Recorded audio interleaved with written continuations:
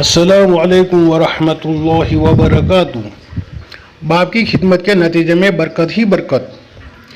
ताऊस रहमतुल्लाह अलैह कहते हैं, एक शख्स के 4 बेटे थे। वो शख्स बीमार हुआ। इन बेटों में से एक ने अपने 3 भाइयों से कहा कि अगर तुम बाप की जिम्मेदारी शर्त पर करो कि तुमको बाप की मिरास में कुछ नहीं मिलेगा तो तुम करो, वरना मैं इस शर्त पर जिम्मेदारी करता हूँ कि मिरास में से कुछ न लूँगा। वो इसी पर राजी हो गए कि तू ही इस शर्त पर जिम्मेदारी कर, हम नहीं करते। उसने खूब खिदमत की।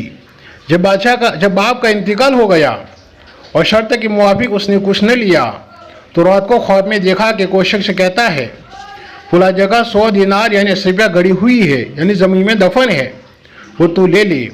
उसने ख्वाब में ही दरियाफ्त किया कि उसमें बरकत भी होगी। उसने कहा कि बरकत उसमें नहीं है। सुबह को बीवी से ख्वाब का जिक्र किया। उसने उनके निकालने पर इसरार किया, उसने न माना। दूसरे दिन फिर ख्वाब देखा जिसमें किसी ने दूसरी जगह 10 दिनार बताए। उसने फिर वही बरकत का सवाल किया। उसने कहा कि बरकत उसमें भी नहीं है। उसने सुबह को बीवी से उसका जिक्र किया। उसने फिर इसरार किया क्योंकि औरतें हरीस होती है, मगर उसने न माना।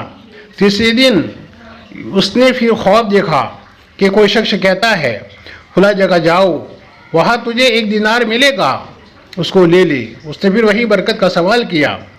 उस शख्स ने कहा कि हाँ, उसमें बरकत है, तू जाकर वो दिनार ले आ। बाजार में जाकर उससे 2 मछलियाँ खरीदी।